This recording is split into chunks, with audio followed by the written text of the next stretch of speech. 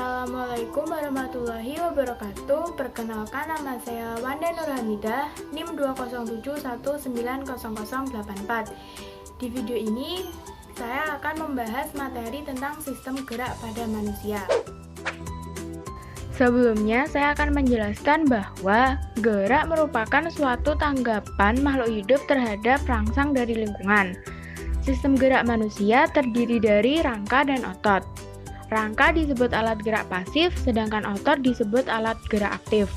Karena rangka hanya dapat digerakkan oleh otot. Fungsi dari rangka tubuh manusia sendiri itu ada 6, yaitu 1. Menegakkan tubuh, 2. Memberi bentuk tubuh, 3. Melindungi organ dalam, 4. Tempat melekatnya otot, 5. Tempat penyusun sel darah merah dan putih, 6. Tempat menyimpan mineral dan nutrisi. Bisa dilihat pada gambar bahwa itu merupakan gambar rangka tubuh manusia yang tampak dari depan dan dari belakangnya. Selanjutnya, macam tulang penyusun rangka, yaitu 1. Tengkorak. Tulang tengkorak adalah sekumpulan tulang yang membentuk struktur wajah dan kepala sekaligus melindungi otak dari benturan. Tulang tengkorak bisa dibagi menjadi 2 kelompok utama, yaitu tulang kepala atau kranium dan tulang wajah.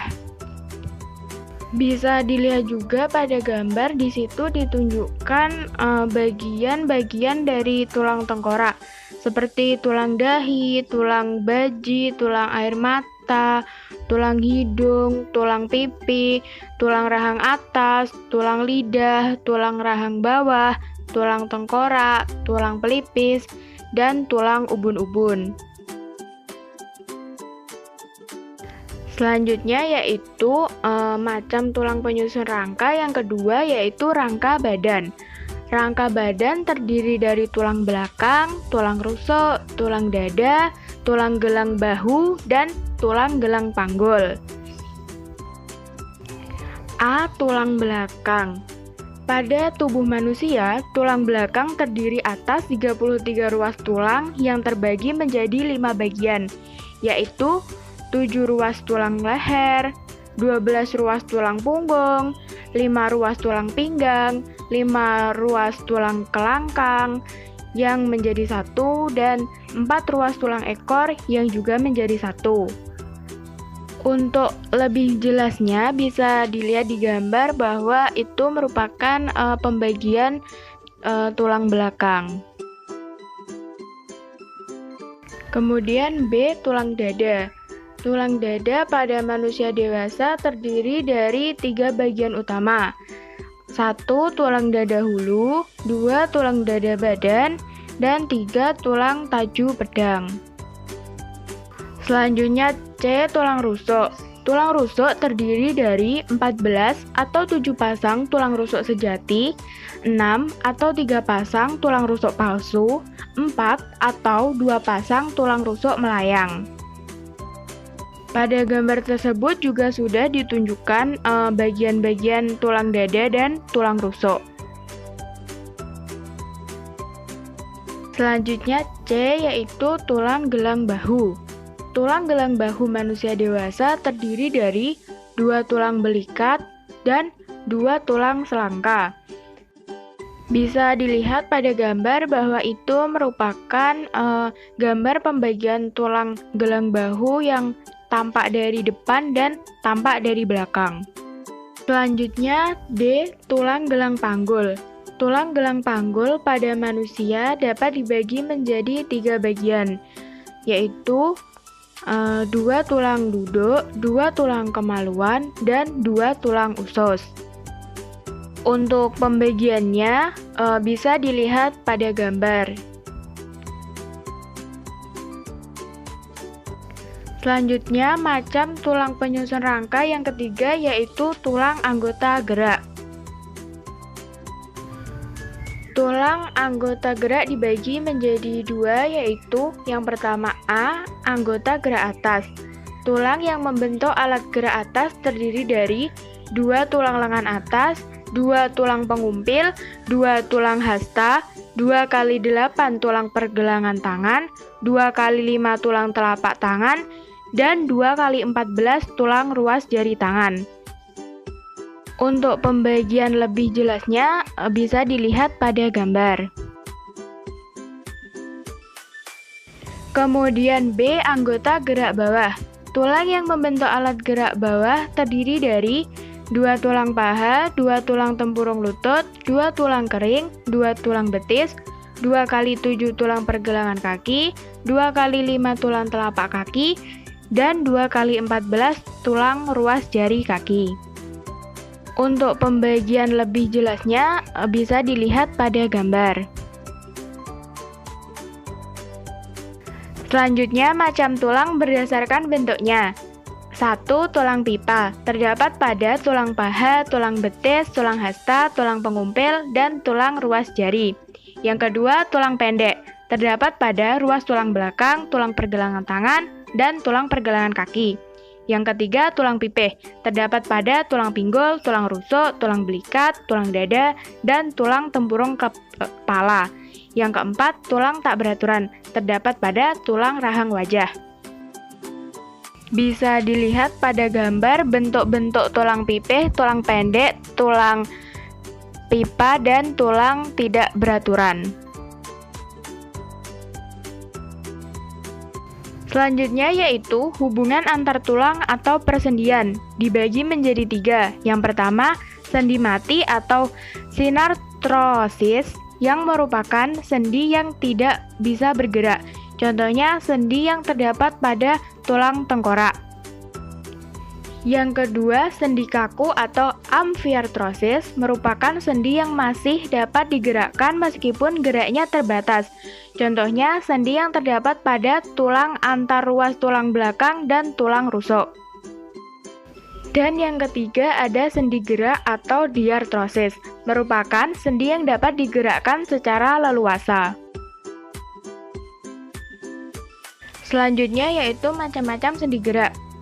Macam-macam sendi gerak. Sendi gerak memiliki karakteristik masing-masing, yakni ada 5 sendi gerak. Yang pertama, sendi peluru. Sendi peluru memungkinkan gerakan ke segala arah. Contohnya, sendi peluru adalah sendi bahu dan sendi pinggul. Sendi ini berbentuk satu bulatan dari satu tulang yang ditopang tulang berbentuk mirip cangkir dari tulang lainnya. Yang kedua, sendi engsel. Sendi engsel memungkinkan pergerakan ke satu arah mirip engsel di sebuah pintu. Contoh sendi engsel adalah sendi siku dan sendi lutut. Yang ketiga, sendi putar. Sendi putar ditandai dengan satu tulang yang dapat berputar melingkari tulang lain. Contoh sendi putar adalah sendi antar tulang pengumpil dan tulang hasta. Yang keempat, sendi geser.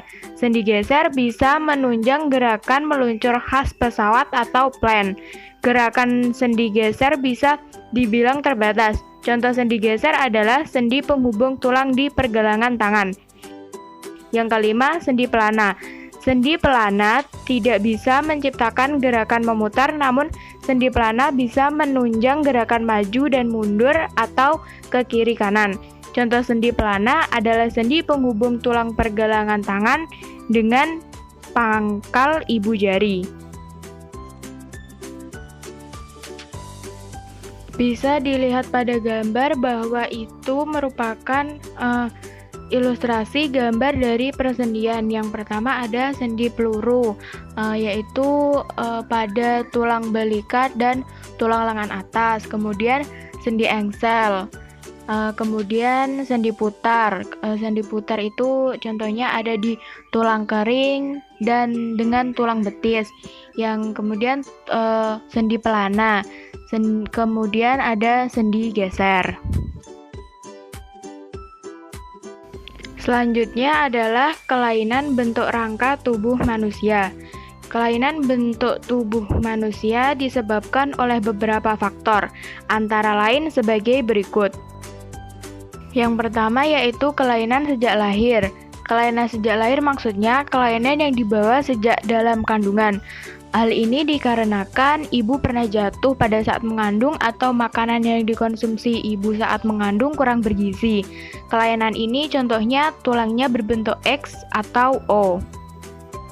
Yang kedua, makanan. Kekurangan vitamin D, kalsium, dan fosfor dalam makanan dapat mengganggu proses pembentukan tulang, sehingga akan mempengaruhi bentuk tubuh.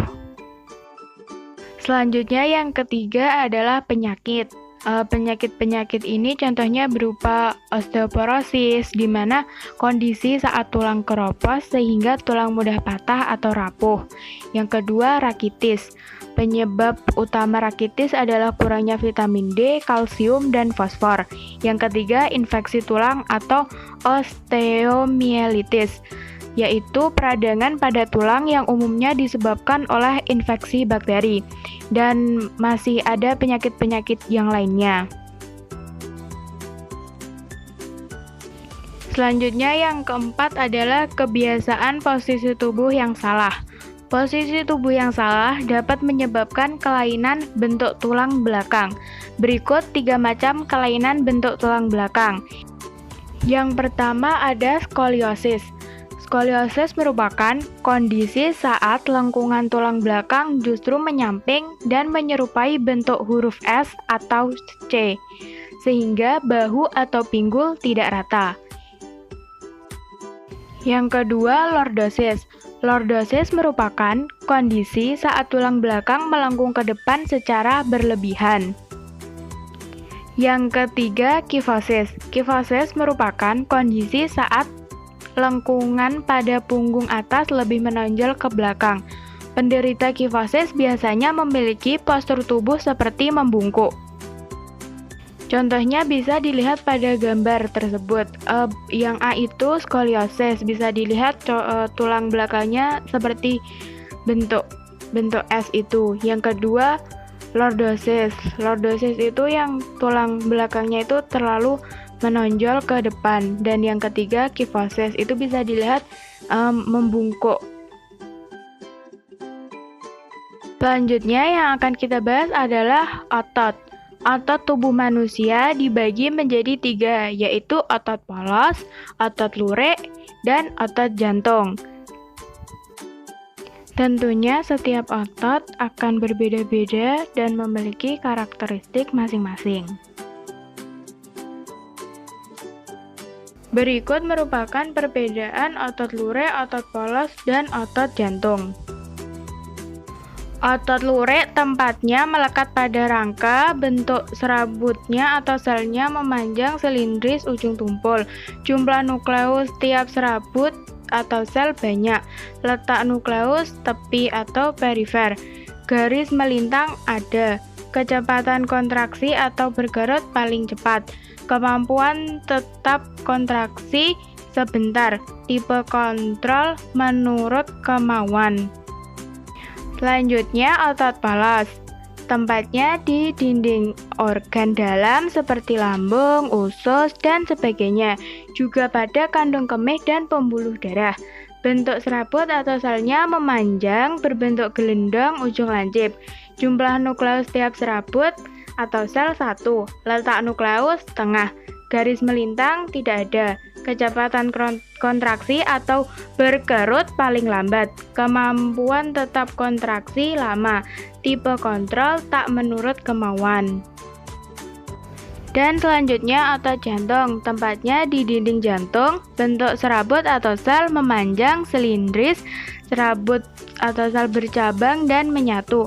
Jumlah nukleus tiap serabut atau sel 1. Letak nukleus tengah.